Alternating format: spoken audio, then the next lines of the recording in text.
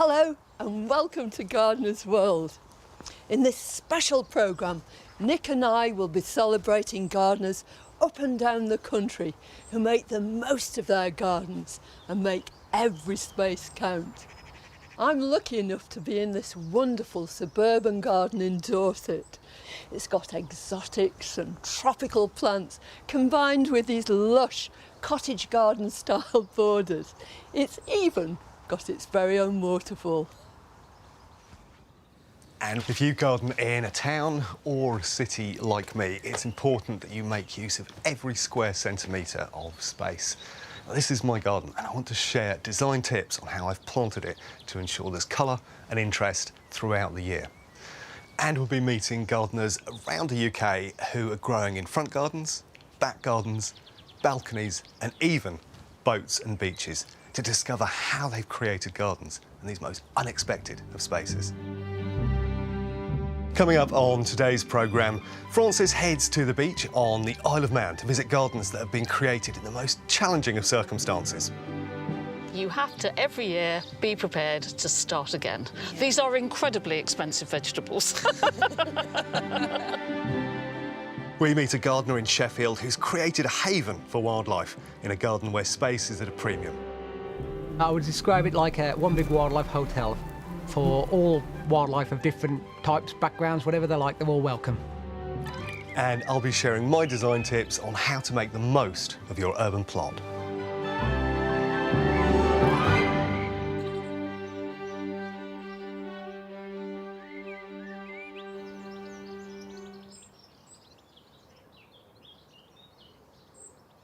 Well, here in Dorset, I'm in the midst of the most magnificent garden, absolutely packed full with all sorts of plants, all sorts of different areas. Talk about making every space count. And believe it or not, this garden has been created over just 6 years by Mike and Sylvia Cooper. It's a work of art.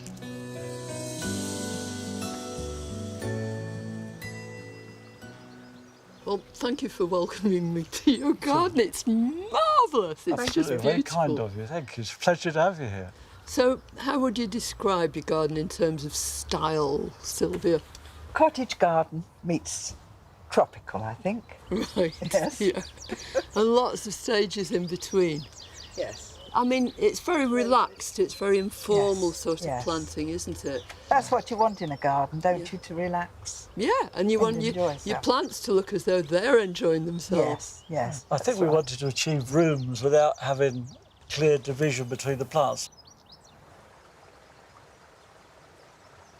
So, how do you make every space count? I think we tried to pick the right plants for the right places. So plants that like nice sunny position, bed on the left side there, mostly perennials. Other plants that like it a little more shaded, we've put on the other side of the garden to try and get the best out of every individual plant. How important is wildlife to you? Very important. We've got snakes, frogs, toads, newts. Yeah? We do see the heron a lot. Do you? You actually get a heron in there? I love seeing them, but I absolutely hate him because he's eaten so many of our fish. Yes, a very fat heron. I'm surprised he could take off. We are. I can see lots of annuals, so you must be very, very busy earlier in It the year. is, yes. You can't move. In the greenhouse, Yeah, well- potting shed, everywhere, aren't they? Yeah, once we start, usually towards the end of February, then it's full on then right through to the end of summer. Well, it's utterly glorious. I want another look round. Please help yourself. Yes.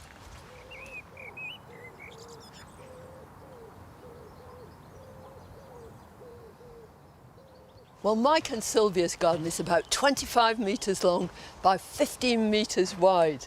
But if, like Nick, you live in a city, then your garden space is liable to be much more challenging. Just over a year ago, my garden was a barren plot. But in just 15 months, I'm thrilled by how well it's established. Many of the plants were grown from seed, and I've thought very carefully about every aspect of the design. We'll of the key components for me was this pergola. I've grown 2 different vines over it. This is an edible, which should hopefully provide me with decent grapes by the end of the season. And then I've grown an ornamental vine at the end called Vitis cogneti. Come autumn, they will take on the most fabulous colours. Oranges and yellows here, and then reds from the Vitis cogneti. Now, the vines are pretty rampant. I mean, both of these will probably put on 2 metres or more per year. So I'm tying them in to make sure they head where I want them to. Hopefully, autumn, they'll have met in the middle.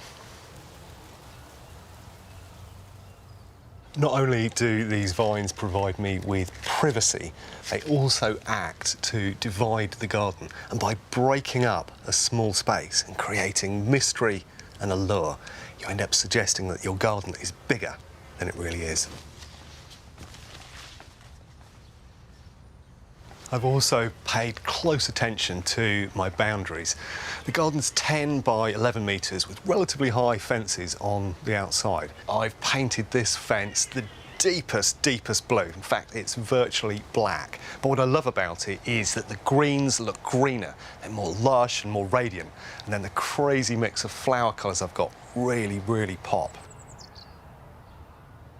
And beyond my boundaries, I've tried to make the most of features outside of the garden. So the sycamore back here is at least 50 years old. And so by growing the vines across the top of the pergola, I get that foliage blend into the wider landscape. My plot might be sheltered, but what if your garden is exposed to the elements? Well, before the pandemic, Francis went to the Isle of Man to meet a group of intrepid gardeners who take gardening on the edge to a whole new level.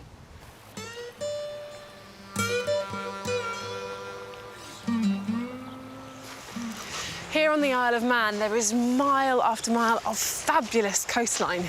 But when it comes to gardening, being beside the seaside isn't always easy.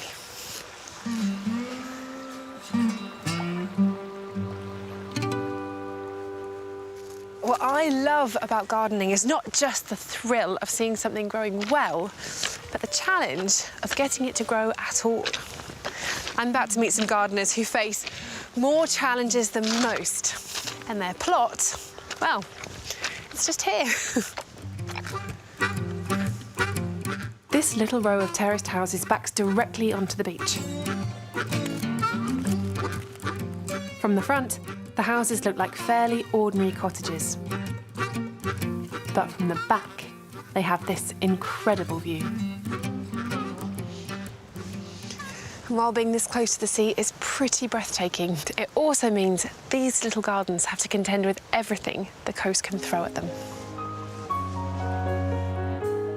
The gardens belong to the residents who are lucky enough to call this home. At number 11 is Helen Lee, who's lived here for more than 20 years. Her neighbours, Phil and Leslie Gurner, own a cottage 2 doors up, while Pauline Kringle and her husband have lived on the street for 40 years. First stop is Helen's garden. Oh my goodness. There's so much colour out here. It's amazing. Well, for the summer season only. Yeah. But if you come on through, you'll see there's even more. Oh, wow.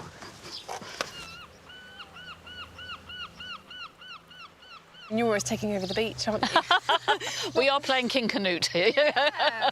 What have you got? So it's really it's in 2 halves. So there's broad beans, potatoes, cabbages and cauliflowers, chard, and then onions. So there's red onions and white onions. So that's about a year's supply. That's, you're sort of self-sufficient in a lot of vegetables. It can. Even here.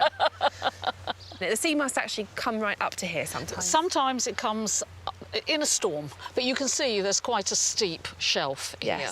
But basically, if it comes up, it flattens the compost. You start from nothing once the last spring tide is finished, and then I bring in compost, topsoil, manure, fork it all over, and it's just brown out here. and that's it.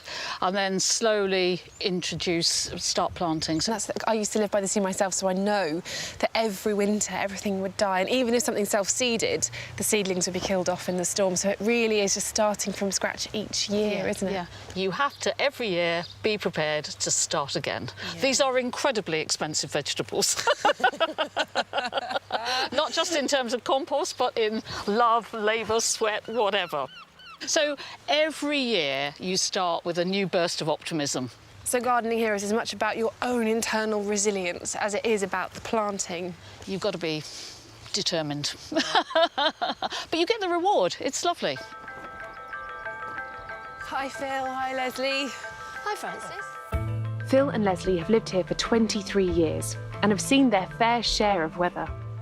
It's idyllic here today. It's hard to imagine what it must be like when there's a storm actually happening, isn't it? Yes, Yeah. completely different to in the winter when the storms hit.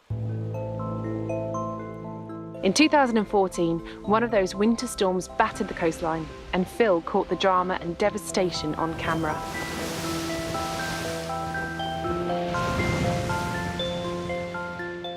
But in 2002, they had their worst storm ever. We had a huge storm, and that basically destroyed everything. Everything that's here, there was nothing left. Basically, all the grass was just covered in stones. It tore everything out. Yeah.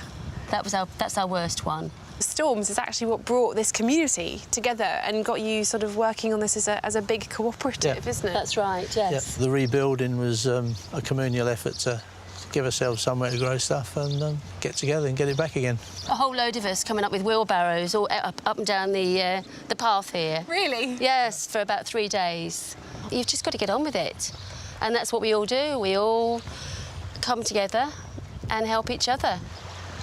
But you're real plants people, aren't you? It's not just the lawn. Back in there, you've got loads of beautiful flowers and on huge spikes that are still standing, even in the wind. Yeah, even in the wind, which we've had plenty of this year. Now, I love the lupins and my delphinium, which I planted last year because my mum wanted it. And I really thought it wouldn't survive the sea salt and being on the beach. But it has, and it survived the weather and the wind. But not just flowers as well, a whole load. You've got beautiful fuchsia hedge, a conifer, and loads of tropical plants and palms as well, so a real collection there. Yeah, the conifer, after the storm of 2014, while we were clearing up, there was a closed cone. Don't know where it came from, but it was on the beach and I kept it. And it opened the next year, so I planted some of the seeds and got a conifer tree, which is now planted in the garden. Yeah. And it just goes to show, actually, that if you grow something from seed in situ, it's a lot tougher, because I guarantee you, if you'd bought that conifer that size and planted it there, it would not survive. No, that's right. But here it is, and it's grown to be tough and able to cope. Yeah, yeah. What a lovely story. These beachside gardens are a real labour of love for this neighbourly lot. And when I say labour, I'm talking about proper physical lifting and shifting. This is not your ordinary. No, this is it? not. This is true dedication. For Pauline and Helen, though, all this is par for the course when you have a garden on the beach. Careful, Helen. What if it's something huge? I mean, you can't wheelbarrow anything, can you? I have got a wheelbarrow. Have you? I have. But as long as there's plenty of air in the tyres, you can sort of bounce it along the stones. It has been done. Together, these neighbours are doing something rather wonderful. They haven't just created a lovely garden and grown some great produce. They've also grown their own little community here. And that's definitely something to celebrate.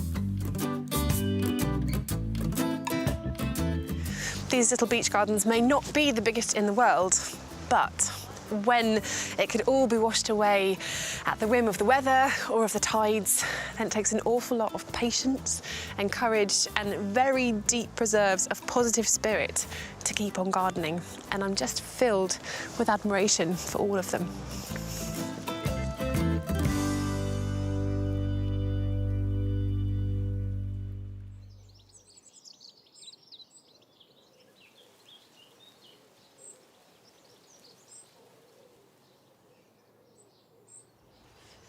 I think what I love more than anything about those beach gardens is this terrific sense of community that comes across.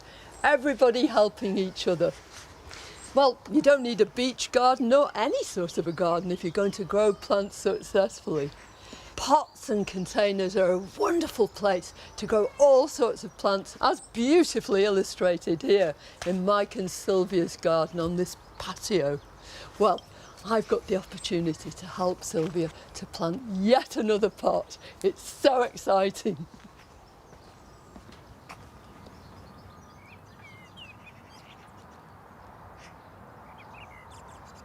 Why have you chosen these specific plants? Because I love the colours and the various varieties of them. And they're all sun lovers, so your pot is going to go finely where? Round the corner in full sun, which is perfect for a terracotta pot. What's first then? What would you like in first? I think that the miscanthus. So this is Cosmopolitan. It's really striking, isn't it? It's lovely. Here we go. It will make a lovely backdrop for all these beautiful plants.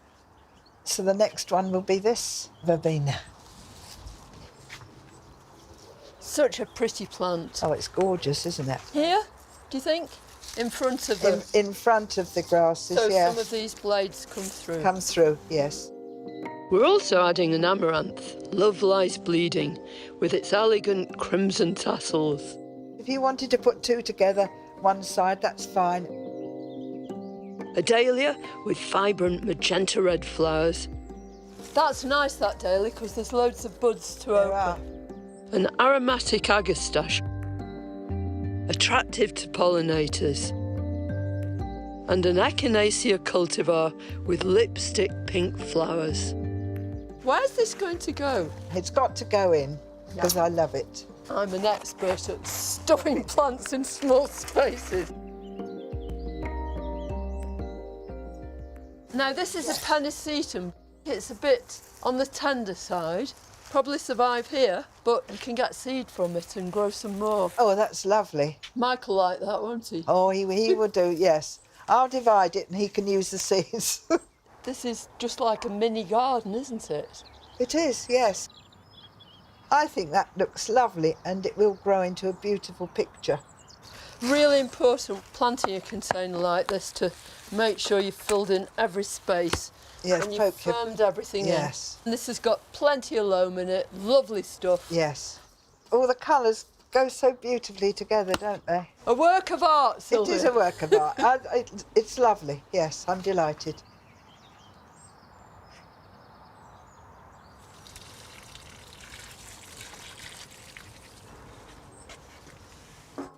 So, I think it looks pretty good, and it's going to go on getting better and better.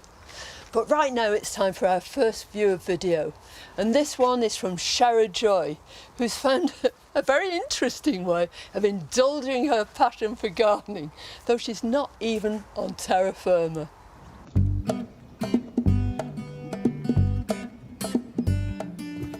Welcome to my pontoon garden. My name's Shara. We live on this boat and pontoon just outside of York on the River Ouse, and I just wanted to give you a little look at what we've been doing with our containers on our floating garden.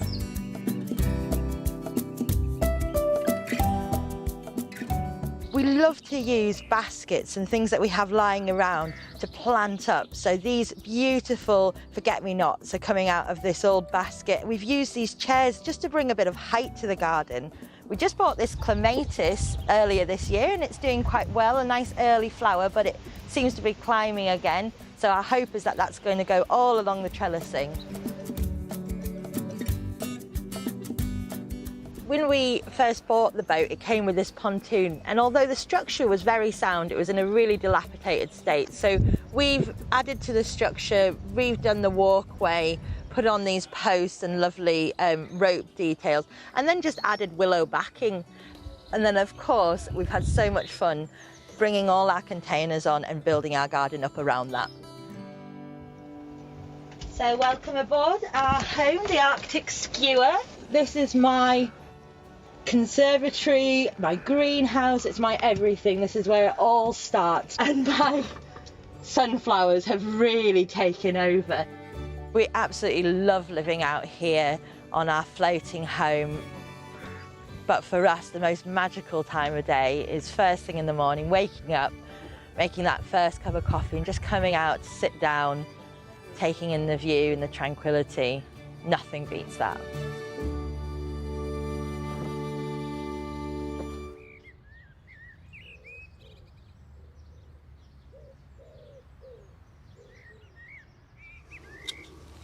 I'm really envious of that view. Living in the city, tranquility can be hard to come by, but it just goes to show how much you can grow, even if you've only got space for pots. When it comes to small spaces, plant selection is absolutely vital. It's really key that you go for species that are going to keep delivering blooms for many, many months. And this Geranium Roseanne is a prime example. It will give about 6 or 8 months of flower in a garden. But my real secret weapon is this. It's called Anastodontia elreo. Comes from South Africa and it's better known as the Cape Mallow. The thing that makes it really special is that it flowers for 12 months of the year. So you just get this running succession of these fabulous pink blooms. And it's hardy enough to cope well here in my city garden. To keep on top of a small space, it's really important that you replace plants through the season as they start to go over. So underneath me here is this Digitalis foxglove, which was looking gorgeous earlier in the season, but it's now finished and it's dropped some seeds, so hopefully it'll carry on next year.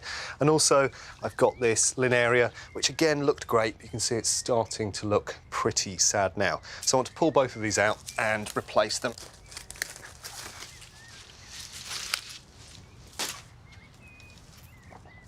And what I want to do is to put in a grass which is going to create great show all the way through summer, autumn and into winter. I have this particular favourite plant called Miscanthus nepalensis. Here it is. What's so special about it for me is that it has these gorgeous seed heads now, and this lovely burnished gold tone gets even better. And extraordinarily, it will hold on all the way through until spring. So all I need to do is fill the soil back in around the edges. And don't be afraid to get your boot in if you're planting larger specimens like this. Give this a bit of an open up. Make sure all the blades are nicely natural. And there we go. Beautiful Miscanthus, bringing extra colour and texture to the garden. Now, I've absolutely filled these borders with a range of plants which provide great support to wildlife, so bees and butterflies, hoverflies and the like. But that's nothing in comparison to a gardener in Sheffield who's gone above and beyond to create a wildlife haven.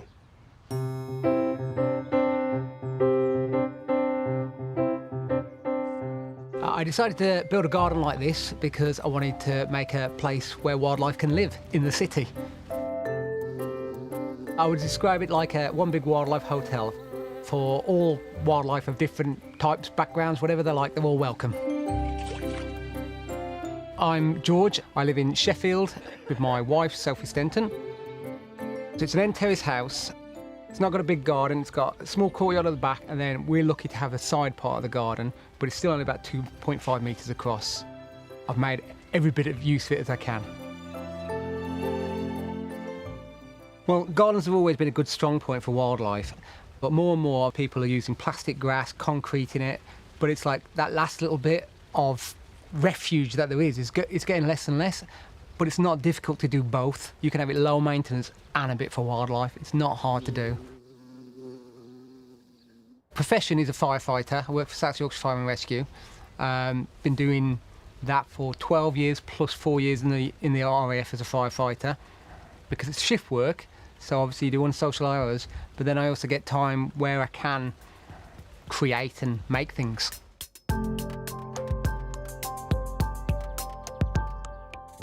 garden's too small to waste any space, so we've gone upwards by making a pergola. We've got plants growing up it, even a step, there's storage in the step. I've got a seating area which you can store things under. I've got the shed, which is for storage. All of it I've made in the garden.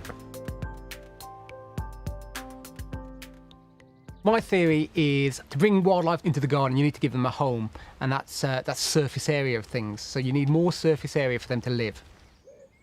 I did a feature on the front. It looked like a tree, just with lots of screws, but then you get all the spiders nesting on it. So even that does something. Anything is better than nothing.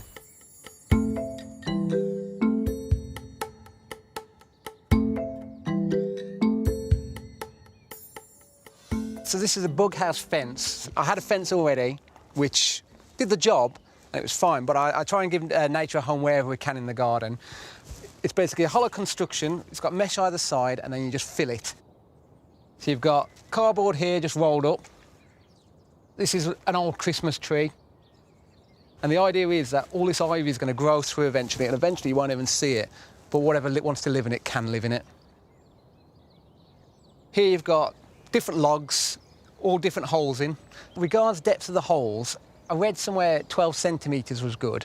However, my drill bit isn't that long, but I figure wildlife isn't set in stone. Whatever wants to live in them can. It might not be appropriate for some things, it might be appropriate for other.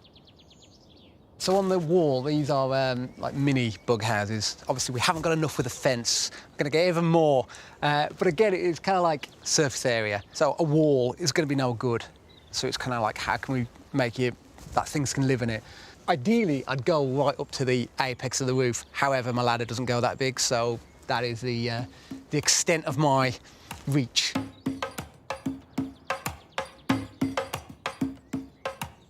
So we're currently sat, I call it the green garage. It's a pergola, particularly for the bees. You've got loads of flowers, potato vines flowering just now. I've shoved things like a teapots into it as well, because apparently robins like teapots to nest in. I like being inventive. Water's always something we want to make the absolute maximum use of. So we've got the shed roof where it rains on. The water then pours off, and I noticed the gutters, well, obviously they were wasting, the water was going. So what I've done, if this is a down pipe, intermittently I'd cut halfway through, and then all you do, put a bit of gravel in, soil, plant it, and what happens is the rain slowly trickles down there, and then eventually it goes into the bottom, so it's making every last chance to use the rain before it disappears. I like the idea of growing vegetables and things like that, so I created the hydroponic. So all it is, it's just PVC pipe, and what I've done, I've drilled holes, and there's like a washer here, and you can adjust the depth in each pipe by pushing the pipe further in or pulling it out. So when you first start growing stuff, you have it quite deep in there, and then the more full with roots it gets, you can bring it down so there's less water in it, so you can adjust it accordingly depending what you need. So here's an example of the roots. They're not particularly long at the moment, but if they get longer, they're more likely to block the pipe, so you just reduce the amount of water flow by making the pipe go lower.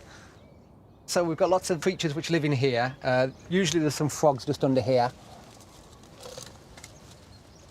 Oh yeah, we've got a big one. Hello. Water's essential for a wildlife garden. It can just be a bowl for birds to drink out of, but ideally you want a pond. And it doesn't need to be big, it's easy.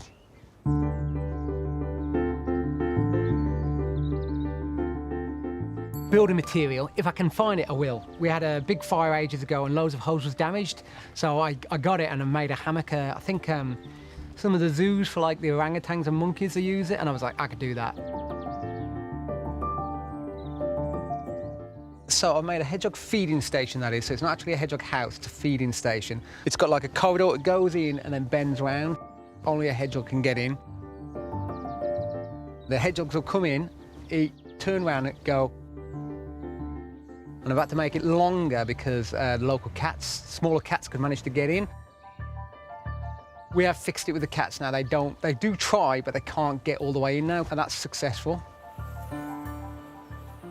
Built the shed. I have a beehive on the roof. I've used decking boards to make it extra strong, and it's got the reinforced wood underneath. The space up there was perfect for bees. It's nice in the sun. I'm smoking it just to keep them calm. Check them once a week to make sure they're all happy and healthy.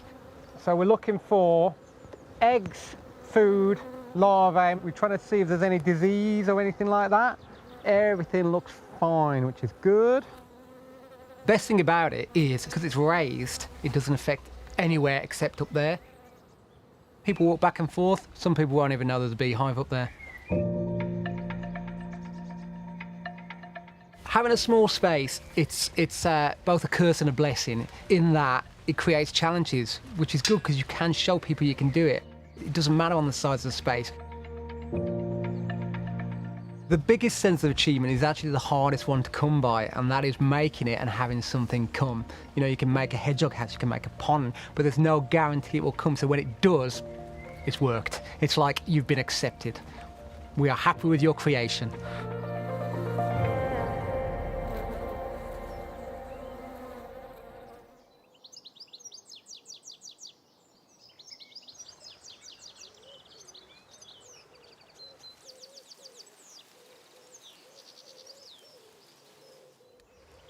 Well, what a brilliant and creative use of space that is.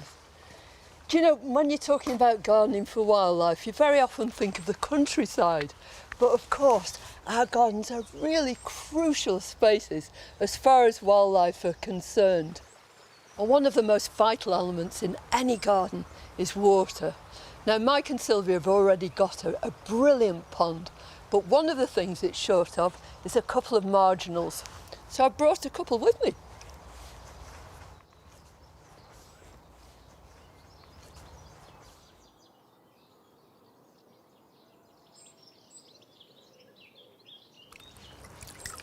You're busy as usual. Oh, try to be, Carol. Yes, try to be. Just keep things nice and tidy. This pond is just oozing life, isn't it? It is indeed. I think what's so lovely about your pond is that you've got all these sort of classic elements. So you've got oxygenators here that keep your fish happy, I'm sure. I do. And then the water lilies that give them some shade. I brought you this wonderful. splendid Bootomus. It's the flowering rush, but the great thing about it is all those dragonfly larvae will have somewhere to climb up and just expand their wings, dry off. And fly off, and we'll enjoy them flying around. Marginals, they like paddling, but they don't like swimming. So hopefully it'll really enjoy life there. And I've got another one too. Have you indeed? Oh, I'll go and fetch while it. you're getting that, I'll pop this one in the water. Yeah, go on.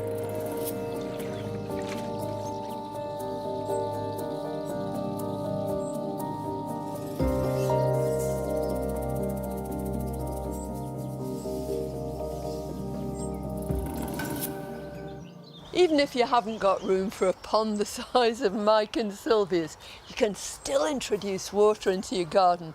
Just a washing up bowl sunk into the ground is adequate. Now, still to come. We'll be meeting a gardener who's created an incredible garden with a very restrained colour palette. I love white flowers. The flowers really do shine, which is really lovely. And Joe visits a unique front garden where water is central to its design. I love the way you sort of flooded the site with water, and it means that you can get these wonderful flag irises in all the way around, which add this beautiful vertical accent. But now for another one of your viewer videos, and this one is from a young man who's turned the tightest of spaces into his very own edible Eden. Hi, I'm Vincent and I'm 11 years old and I'm from Millbank in West Yorkshire.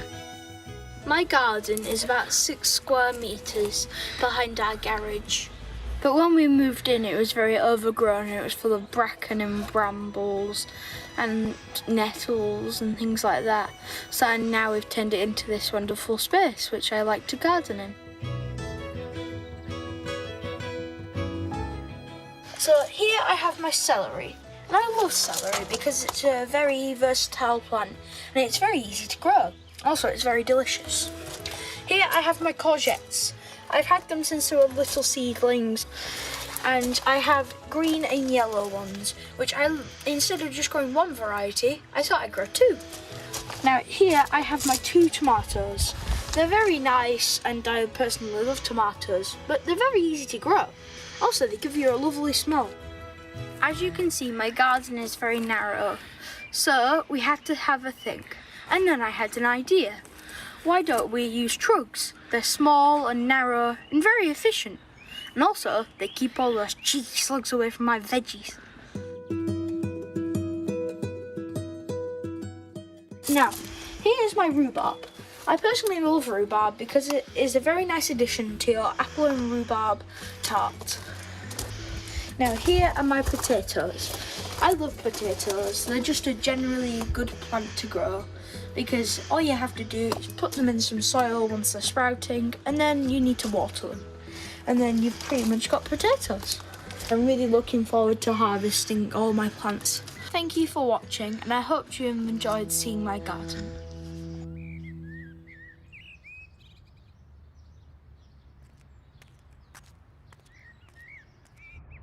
It's great to see Vincent making the most of his space to grow fruit and veg. 2 years ago, when I was planning this garden, I was determined to be self-sustaining and absolutely fill it with fruit and veg. And then I introduced a few ornamentals, and then a few more.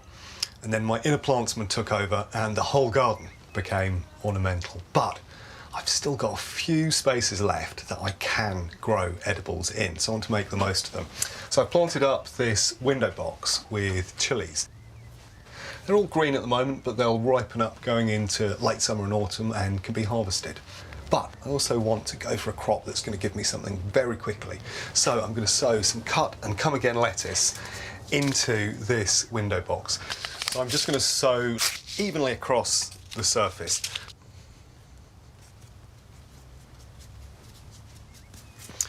With that done, sprinkle some compost over the surface.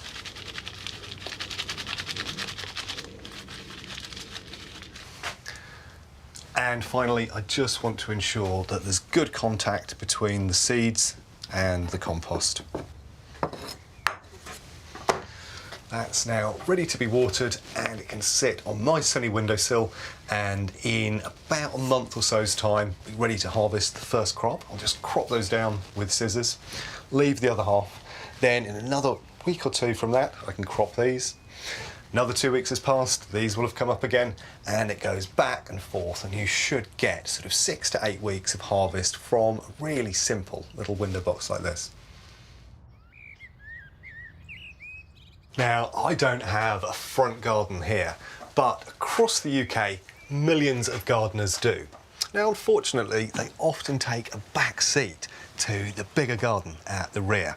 However, Joe has visited a gardener in Glamorgan who's turned his front garden into the star of the show.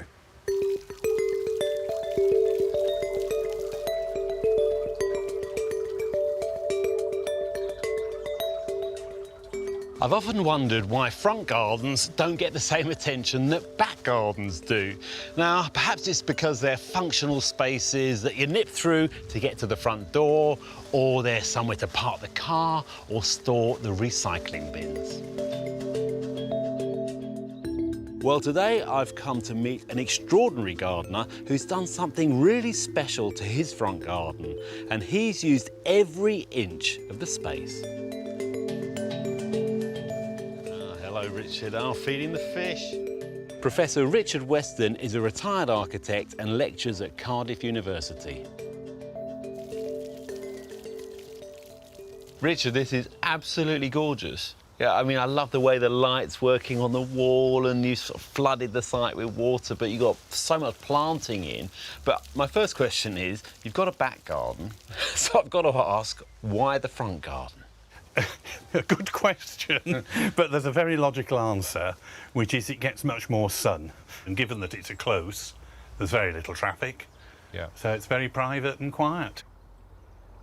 So what's the inspiration behind this garden? Well, it was partly practical. The ground falls 3 feet from the pavement, so that's quite a change of level.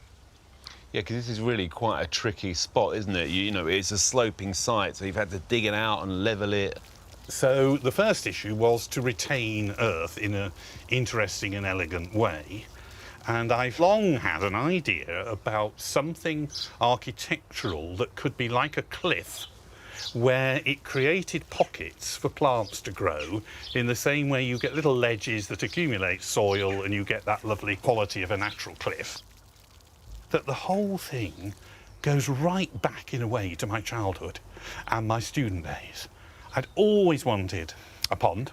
And then as a student, one of the first projects I did was about making structure out of paper.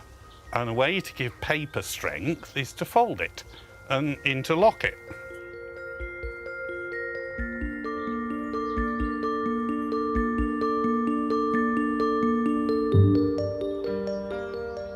I really like this wall, but I also love the way you've left these little areas of planting. You've dotted the odd succulent in, and I love that little sempervivum, the one that's got the rusty tones that match in with the wall.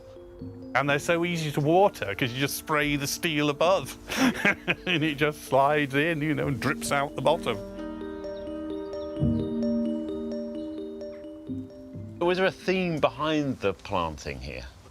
Silver birch is probably my favourite tree from forever, but then it had to have lots of ferns because I just love ferns. They're so beautiful to me. And something I was taught was the virtue of greens in planting. But one key element is this marginal shelf set in the pond. You know, it's nice and generous, and it means that you can get these wonderful flag irises in all the way around, which add this beautiful vertical accent.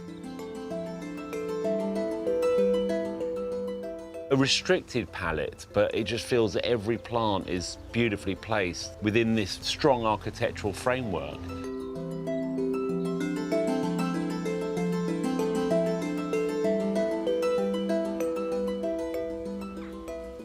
These tiles are really interesting. I love the way the colour works with the garden, but I've never seen anything quite like them. What are they?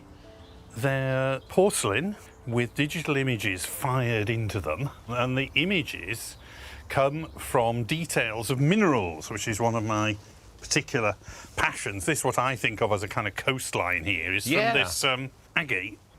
And I bought a microscope, and I can capture tiny areas and magnify them massively. So you've blown up an image and printed it onto a tile. Exactly, printed it on. And that will last for 80 years, should do. Wow. More maybe. What I love is the personality of you know, is coming out through this garden, and it's so unique. I was always fascinated by the way gardens express this kind of comprehensive relationship to nature. And in this, what interests me is that the systems of order that operate at the minutest scale in natural materials also are found in the larger scale of plants and the rest of it. And it feels, to me, it feels like a garden in which all these disparate things just belong completely together.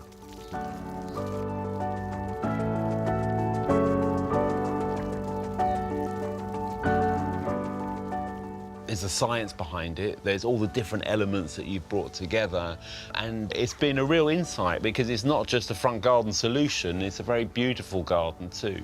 And it's got, you know, your interests and personalities layered through it. It's been great, thank you.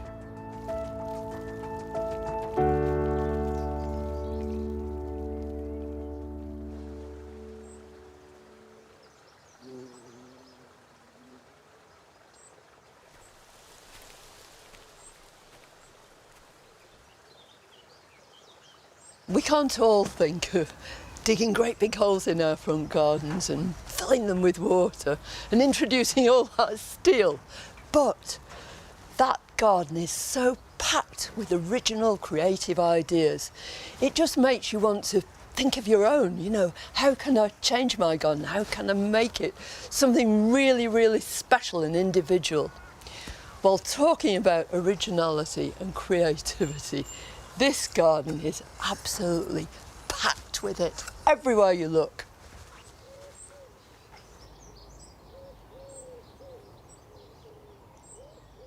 Well, this is one of my favourite bits. I think it's majestic, look at that. It's full of beautiful, beautiful, vibrant coloured plants. And When you look at it, you realise that absolutely everything in here can be grown just in one single season. So the dahlias you could get as tubers in the spring, start them off, get them into growth. The amaranths, the French marigolds, this wonderful tithonia in the background, all those can be grown from seed. Start them in February, prick them out, pop them on, put them in, and look at this magnificent display. Now, the other thing that this really teaches you is aim big. You know, this is something that could be emulated in almost any garden at all. You could scale it down crossways, but you could still keep that height, maintain that sort of volume too, so that you really create drama. And then, if you possibly can, do what they've done here. Make the bed so that you can walk around the back of it, so that you can get a completely new view. Not only has that bed created secrecy in the first place, but then when you go around the corner, look, there's a whole new vista, and it's something that absolutely all of us could do. Well, this garden is packed to the gunnels with vibrant colour, but we visited one gardener who uses a much more restrained palette. My love of gardening, I suppose, started when I was a child, and I had a pet bunny. When he died, I wanted to remember him, and I chose a white rose. And the white rose meant peace and tranquility for me. My name's Louise Reed. I've lived here for 34 years. When I first arrived, the garden was actually just a piece of lawn. It's kind of evolved from having my children here. It was like a playground for the children, and my dog and my rabbits. Slowly, slowly, as the children grew up, the garden became more of a flower garden. I love white flowers. I wanted a fragrant garden. I wanted a private garden. I needed somewhere where I could feel calm and relaxed. Nearly every plant has a white form, and so there's an enormous choice. And in a small garden, with the backdrop of fences and hedging and the foliage, the white really pops, it really stands out. It extends the garden into the evening, where the flowers really do shine, and they kind of like dance above the foliage like stars, which is really lovely. I love trees, and I wanted to plant something to represent the birth of my children. And the tree in the front garden is an ornamental cherry tree, and it has beautiful pink blossom. I call it my candy floss tree. And I actually bought it from Woolworths. It was 99p, and it was really basically a twig. And my dream was that as my children grew up, that I would be able to lay in my bed and actually see the blossom through the window. And I've achieved that. I've got a full variety of plants in my garden. I love tall flowers like delphiniums and foxgloves, but my favourite flowers of all are roses, particularly full-petalled, fragrance, old-fashioned varieties. I have probably 100 roses in this garden. I've lost count now.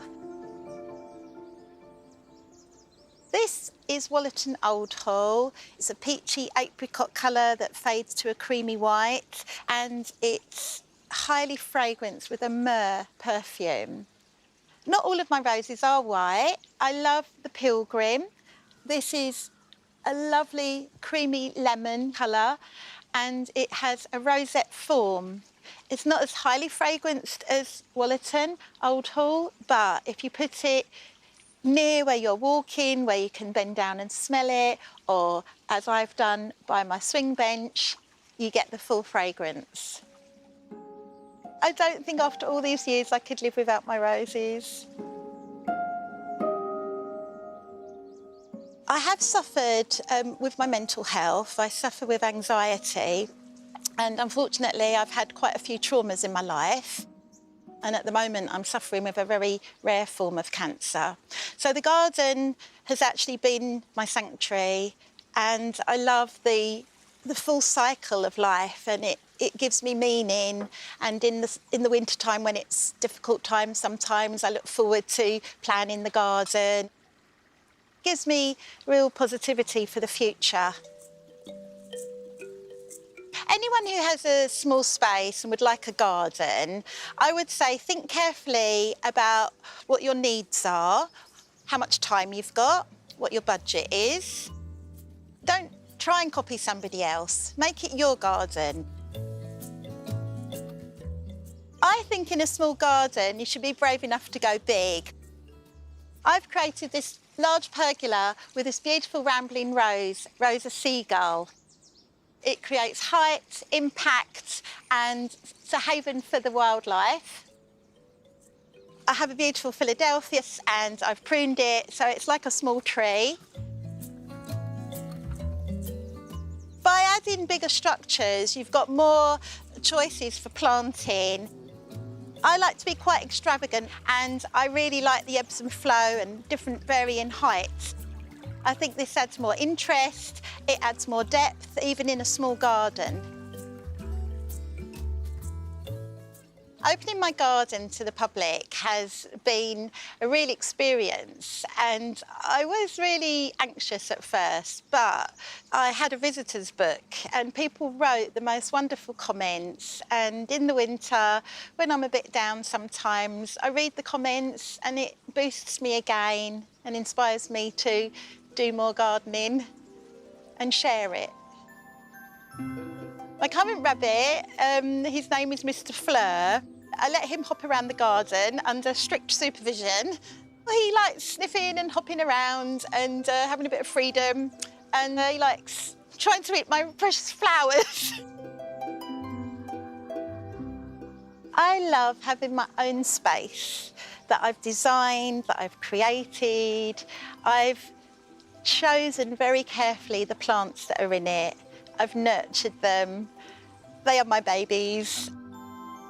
It's only small, but it's mine, and it's my peaceful place on earth. And the garden has given me more than words can ever say, and it's really helped me.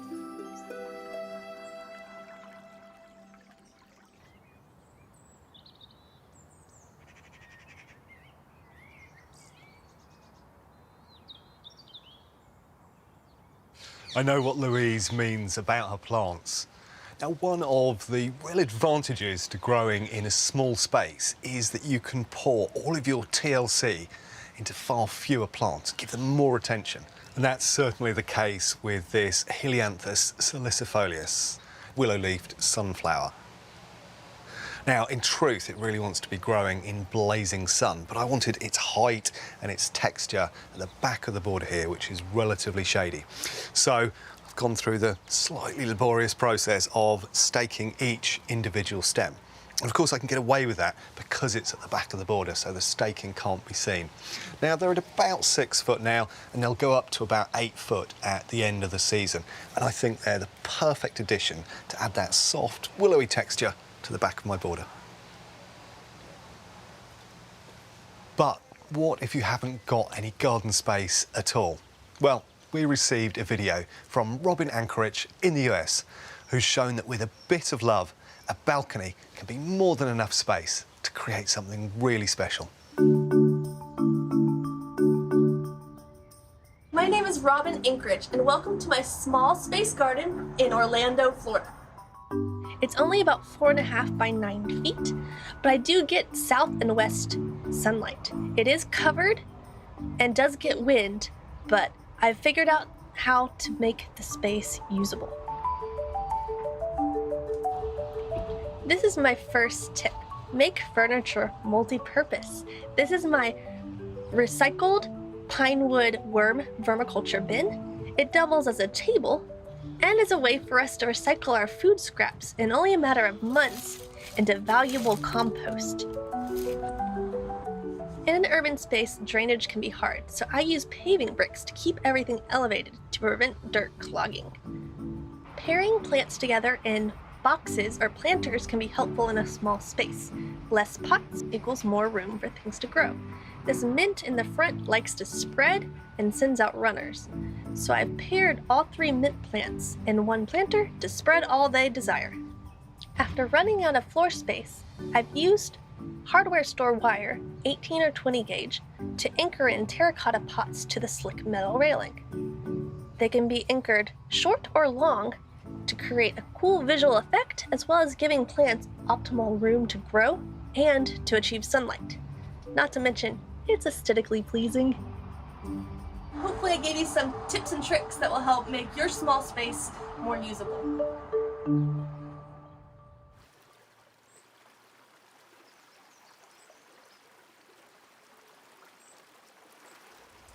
Well, thank you so much, Robin, for showing us just how productive even a small balcony can be.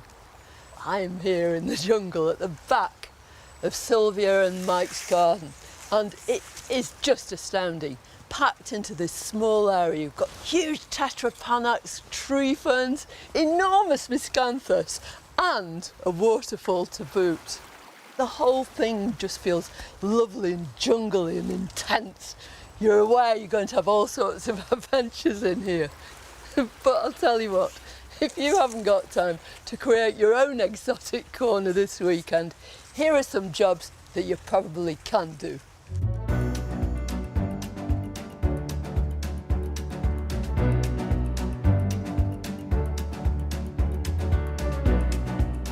Ivy can be a great plant for covering a fence, and here I'm effectively growing like a hedge on my timber fence.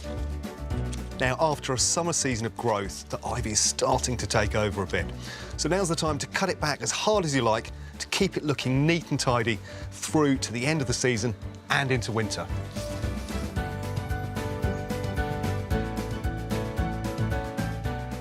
It's an excellent time for taking cuttings of salvias. Choose unflowered shoots a few inches long. Cut just below a leaf node. Remove the lower leaves, nip out the growing tip. Place your cuttings around the edge of a clay pot up to the first remaining pair of leaves. Water well and put in a warm place out of direct sunlight. Spray them with water occasionally. Roots should be pushing through in a few weeks' time.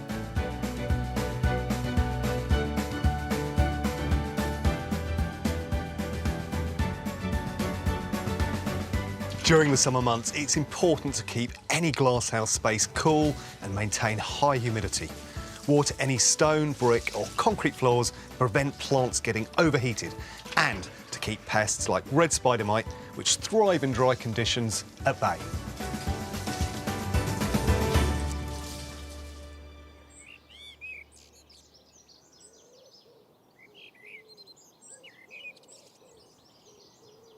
Don't you love this garden? I do. And the garden itself is full of love. Mike and Sylvia love their plants, they love putting them together, they love sharing their garden with other people too.